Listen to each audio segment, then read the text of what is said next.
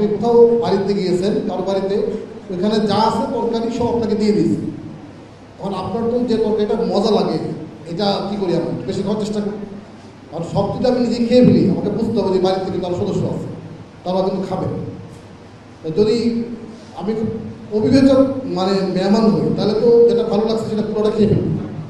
আর যদি মনে হয় যে না, এখানে সদস্য আছে, আমি একা খেলেই হবে, আরও অন্যান্য সদস্য আছে, তাদের জন্য কিছু রাখতে হবে। তো ট্যাক্সই উন্নয়ন বা ট্যাক্সই ব্যবহারটা হচ্ছে আমার আজকে যেটুকু প্রয়োজন আমি তার অ্যাভেলেবিলিটি নিব, যাতে এই নেওয়াটা আমার ভবিষ্যৎটাকে ক্ষতিগ্রস্ত করবে।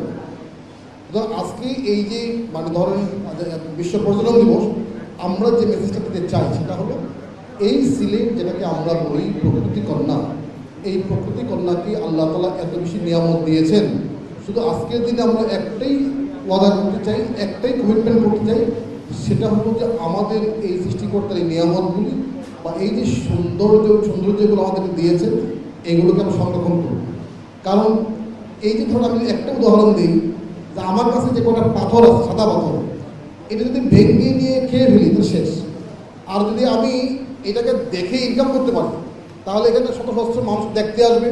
এই যে দেখতে আসলো বিভিন্ন জায়গা থেকে, ফলে হচ্ছে আপনার এভিয়েশন ইন্ডাস্ট্রি, বিমান চলবে, গাড়ি চলবে, রিক্সা চলবে, ট্রাক চলবে, অনেক কিছু চলবে, দোকান চলবে, মানুষজন এই গাইড হিসেবে কাজ করবে, তারাও এর মাধ্যমে ইনকাম করতে পারবে।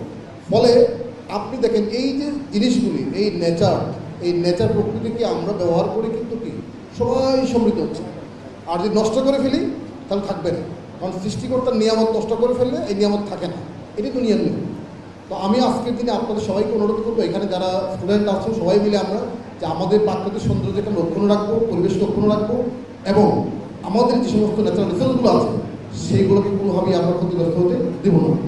আমরা যখন টুরিস্ট হিসাবে বা স্থানীয় মানুষ হিসেবে যখন এগুলো ঘুরতে যাব, এমনভাবে ব্যবহার করবো যাতে এই সমস্ত পরিবেশ এবং প্রতিবেশ কোনোটাই যেন ক্ষতিগ্রস্ত না হয়, এবং সেটাকে আমরা সাস্টেনেবল ইউজ করি। আর এখানে ক্ষেত্রে আমাদের পর্যটনের ক্ষেত্রে সিলেটে বেশ কিছু সমস্যা আমাদের আছে, আমি সেগুলো নোট নিয়েছি, এর আগেও অনেক কিছু জানার চেষ্টা করছি।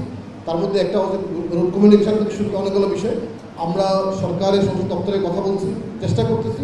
এবং এর মধ্যে একটা ভালো সংবাদ দিই, গত পরশুদিন আমাদের সরকারের 4টা মন্ত্রণালয় থেকে, পানি সেচ মন্ত্রণালয়, পরিবেশ বন মন্ত্রণালয় এবং সিভিল এভিয়েশন ও ট্যুরিজম মিনিস্ট্রি, একই সাথে হচ্ছে খনিজ সম্পদ মন্ত্রণালয়, এই 4টা মন্ত্রণালয় মিলে একটা আন্তঃমন্ত্রণালয় কমিটি করা হয়েছে, এবং আমাদের স্থানীয় জেলা প্রশাসন সহ, পানি উন্নয়ন বোর্ড সহ, এবং তাদের সাথে গত পরশুদিন বাংলাদেশ এবং বিশ্বের এক্সপার্টরা এসেছিল।